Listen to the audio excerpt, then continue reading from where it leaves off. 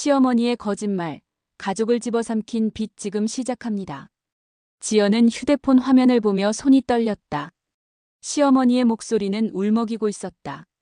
급한 수술이 필요하다고 당장 1,000만 원이 있어야 한다고 했다.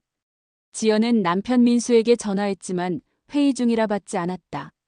시어머니의 다급한 목소리가 귓가에 맴돌았다. 결국 지연은 결혼 후 꼬박꼬박 모아둔 적금을 깼다. 아이 교육비로 쓰려던 돈이었다. 은행 창구 직원이 중도해지 수수료를 설명할 때도 지연은 제대로 듣지 못했다. 머릿속에는 온통 시어머니의 건강만 가득했다. 통장에서 빠져나간 1,000만 원을 보며 지연은 한숨을 쉬었다. 그래도 가족이니까 어쩔 수 없다고 스스로를 다독였다.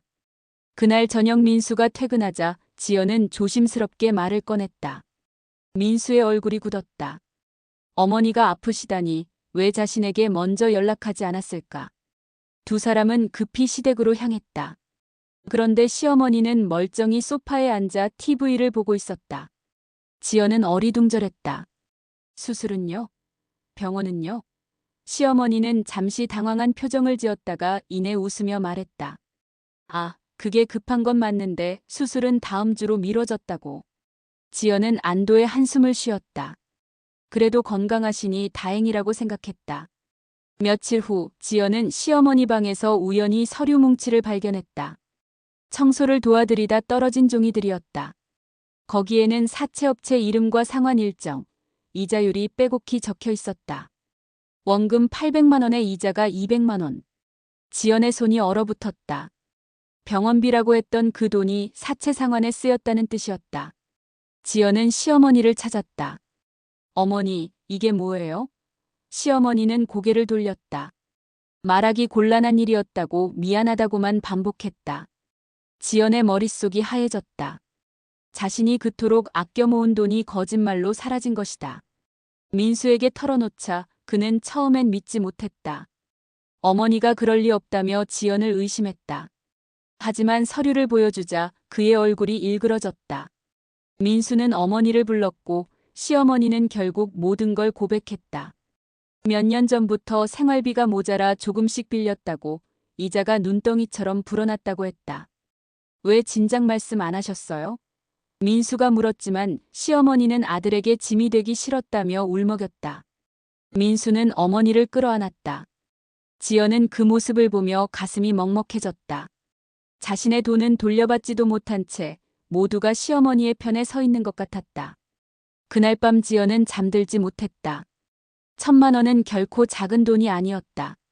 아이 학원비, 대출 이자, 생활비까지 빠듯한 살림에 그 돈은 너무나 소중했다. 게다가 거짓말로 빼앗긴 돈이라는 사실이 지연을 더욱 괴롭혔다. 옆에서 자는 민수를 바라보며 지연은 한숨을 쉬었다. 이제 우리 가족은 어떻게 되는 걸까? 일주일 후 지연의 휴대폰에 모르는 번호로 전화가 걸려왔다. 처음엔 무시했지만 계속 울렸다. 받자마자 거친 남자 목소리가 들렸다. 박시댁 맞죠? 며느리분. 지연은 심장이 쿵 내려앉았다. 남자는 자신을 금융업체 직원이라고 소개했지만 목소리는 협박조였다. 시어머니가 빌린 돈이 또 있다는 것이다. 이번엔 500만 원. 상환일이 이미 일주일이나 지났다고 했다. 지연은 황급히 전화를 끊었지만 손이 덜덜 떨렸다. 또 빚이 있다고. 지연은 곧바로 시댁으로 달려갔다. 시어머니는 지연을 보자마자 고개를 숙였다. 또 빌리셨어요? 지연의 목소리가 떨렸다. 시어머니는 변명을 늘어놓았다. 이번 달 공과금이 밀렸고 친구 경조사비도 내야 했고 생활비가 모자랐다고 했다. 그럼 아들한테 말씀하시지 왜 또 사채를 쓰세요? 지연의 목소리가 높아졌다. 시어머니는 민수가 너무 바쁜 것 같아서 차마 말하지 못했다고 했다. 지연은 기가 막혔다. 1,000만 원도 모자라 이제 500만 원까지 더 빌렸다니. 그날 저녁 민수는 퇴근하자마자 지연에게 핀잔을 들었다. 어머니한테 소리 지르지 말라고, 나이 드신 분이 실수할 수도 있다고 했다. 지연은 어이가 없었다. 실수? 이게 실수예요? 우리 돈 1,000만 원을 거짓말로 가져가고 또 500만 원을 빌린 게 실수라고요? 민수는 말문이 막혔다. 하지만 이내 어머니를 감싸며 말했다. 그래도 우리 엄마인데 어쩌겠어. 도와줘야지. 지연은 고개를 저었다. 이건 도움이 아니라 공범이라고, 이렇게 계속 빚을 덮어주면 끝이 없다고 말했다.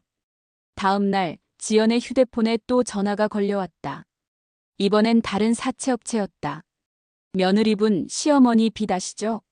가족이 갚아야죠. 지연은 소름이 돋았다. 법적으로 며느리가 갚을 의무는 없다고 말하자 상대방은 비웃었다. 법, 우리가 법대로 하는 사람들 같아요? 지연은 전화를 끊고 경찰에 신고하려 했지만 민수가 말렸다. 일을 크게 만들지 말자고, 조용히 해결하자고 했다. 지연은 민수를 쳐다보며 물었다. 도대체 어떻게 조용히 해결해요? 우리가 갚아요? 시어머니는 며칠째 밥도 제대로 먹지 않고 방에만 틀어박혀 있었다. 지연은 차마 외면할 수 없어 국을 끓여 가져갔다. 시어머니는 눈물을 흘리며 말했다. 미안하다고, 죽고 싶다고 했다. 지연도 눈물이 났다. 하지만 미안하다는 말로는 아무것도 해결되지 않았다. 빚은 계속 불어났고 사채업자들의 전화는 하루에도 몇 번씩 걸려왔다. 지연은 휴대폰을 볼 때마다 심장이 두근거렸다. 이 악몽이 언제 끝날까? 민수는 점점 예민해졌다. 회사에서도 실수가 잦아졌고 집에 오면 지연에게 짜증을 냈다. 지연이 시어머니 이야기만 꺼내면 민수는 폭발했다. 우리 엄마 욕하지 마. 엄마가 얼마나 힘들었으면 그랬겠어. 지연은 어이가 없었다. 나는 힘들지 않냐고, 우리 아이는 어떻게 하냐고 물었지만 민수는 듣지 않았다. 그는 어머니만 걱정할 뿐이었다. 지연은 점점 외로워졌다. 결혼한 지 7년 함께 웃고 울던 남편이 낯설게 느껴졌다. 어느 날 저녁 지연은 식탁에 밥을 차리다 말고 주저앉아 울었다. 민수는 그런 지연을 보며 당황했지만 다가오지 않았다. 대신 휴대폰만 들여다보며 어머니와 통화했다. 엄마, 괜찮으세요? 밥은 드셨어요? 지연은 민수를 보며 소리쳤다. 나도 당신 아내예요. 나도 힘들어요. 민수는 깜짝 놀라 지연을 쳐다봤지만 뭐라 말해야 할지 몰랐다. 그는 그저 한숨만 쉬었다. 지연은 그 모습에 더욱 절망했다. 남편이 자신의 편이 아니라는 사실이 너무 슬펐다. 시어머니는 또다시 돈을 빌렸다. 이번엔 300만 원. 지연이 알게 된 건 사채업자가 집 앞까지 찾아왔을 때였다. 돈 갚으라고 소리를 지르는 남자의 목소리에 아이가 겁에 질려 울었다. 지연은 아이를 안고 방에 숨었다. 민수는 급히 퇴근해 사채업자와 실랑이를 벌였다. 결국 경찰을 부르겠다고 하자 그들은 돌아갔지만 협박을 남겼다. 다음엔 더 많이 올 거라고. 민수는 녹초가 되어 집 안으로 들어왔다. 지연은 민수에게 물었다. 이제 어떻게 할 거예요? 우리 아이까지 위험해졌어요. 민수는 대답하지 못했다. 시어머니에게 항의했지만 소용없었다. 시어머니는 또 울면서 미안하다고만 했다. 민수는 어머니의 통장을 압수하고 카드를 모두 끊었다. 하지만 시어머니는 며칠 뒤 또 다른 방법으로 돈을 빌렸다. 이번엔 지인에게 빌렸다며 100만 원을 더 썼다. 지연은 기가 막혔다. 이 사람은 정말 멈출 생각이 없는 건가? 그날 밤 지연과 민수는 처음으로 크게 싸웠다. 지연은 더 이상 참을 수 없다고, 시어머니를 따로 살게 하거나 전문가의 도움을 받아야 한다고 주장했다. 하지만 민수는 고개를 저었다. 어머니를 어떻게 버려?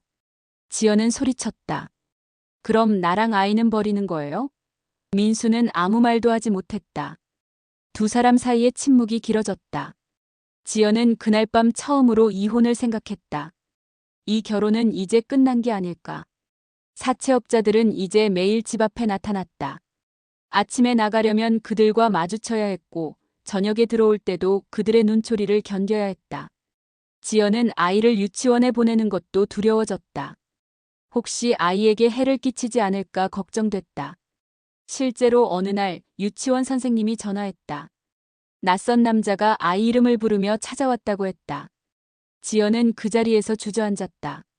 아이까지 위협받는 상황이 되자 지연은 정신이 아득해졌다. 민수는 회사에서도 곤란을 겪기 시작했다. 사채업자 중 한 명이 회사로 전화를 걸어 민수를 찾았던 것이다. 상사가 민수를 불러 조용히 물었다. 무슨 일이냐고, 개인적인 문제가 있냐고 했다. 민수는 아무렇지 않은 척했지만 얼굴이 붉어졌다. 소문은 빠르게 퍼졌다. 동료들은 민수를 보며 수군거렸고 누군가는 대놓고 물어보기도 했다. 민수는 점점 회사 가기가 두려워졌다. 그는 매일 술을 마시며 집에 들어왔다. 지연은 법률 상담을 받으러 갔다. 변호사는 며느리가 시어머니의 빚을 갚을 의무는 없다고 했다. 하지만 사채업자들은 법을 무시하고 협박할 것이라고 경고했다. 경찰에 신고해도 민사 문제라 직접적인 도움을 받기 어렵다고 했다. 지연은 절망했다.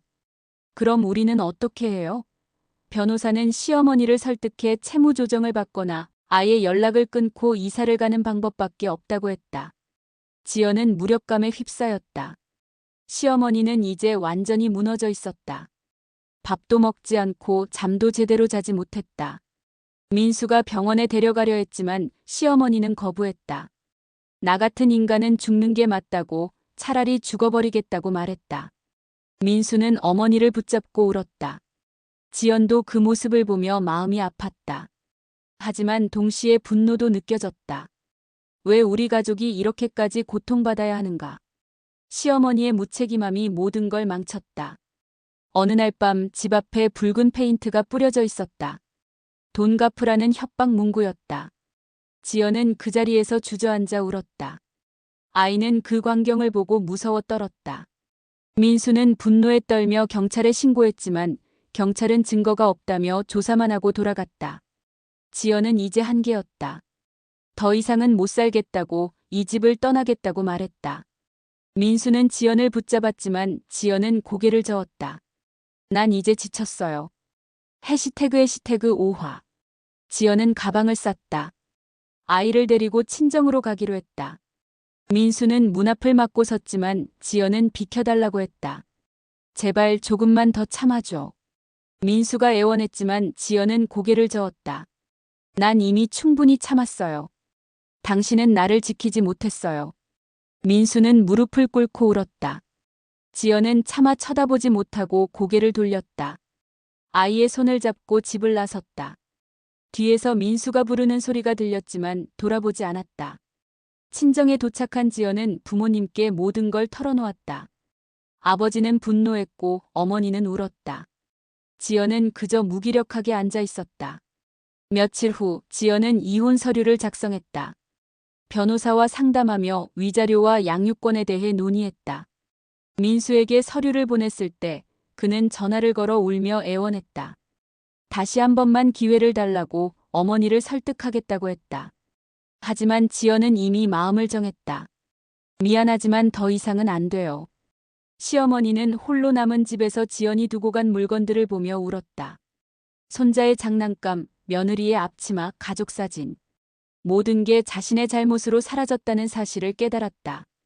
시어머니는 민수에게 전화했다. 다 내 탓이다. 내가 며느리한테 용서를 빌겠다고 했다. 하지만 민수는 힘없이 말했다. 엄마, 이제 늦었어요. 지연이는 돌아오지 않아요. 시어머니는 전화를 끊고 바닥에 주저앉아 통곡했다. 사채업자들은 여전히 집 앞을 배회했다. 이제는 민수 혼자 감당해야 했다. 그는 회사를 그만두고 다른 일자리를 구했지만 쉽지 않았다. 빚은 계속 불어났고 이자만으로도 벅찼다. 민수는 친구들에게 돈을 빌렸지만 그것도 한계가 있었다. 결국 그는 집을 팔기로 결정했다. 시어머니는 반대했지만 다른 방법이 없었다. 집을 팔아 빚을 갚고 남은 돈으로 작은 월세방으로 이사했다. 지연은 새로운 삶을 시작했다. 아이를 키우며 작은 회사에 취직했다. 힘들었지만 마음은 한결 가벼웠다. 더 이상 사채업자의 전화에 시달리지 않았고 시어머니의 거짓말을 걱정하지 않아도 됐다. 가끔 민수 생각이 났지만 후회하지 않았다. 자신과 아이를 지키는 게 우선이었다. 어느 날 아이가 물었다. 엄마, 아빠는 언제 와? 지연은 아이를 안으며 대답했다. 아빠는 지금 바빠. 우리 둘이 잘 살자. 시어머니는 작은 방에 홀로 앉아 과거를 후회했다. 거짓말만 하지 않았어도 솔직하게 도움을 청했더라면 이렇게 되지 않았을 것이다. 아들도 며느리도 손자도 모두 잃었다. 빚은 여전히 남아 있었고 삶은 너무 고통스러웠다. 시어머니는 거울 앞에 서서 자신을 보며 중얼거렸다. 내가 다 망쳤구나. 눈물이 볼을 타고 흘러내렸다. 아무도 그녀를 위로하지 않았다. 그녀는 홀로 남겨졌다.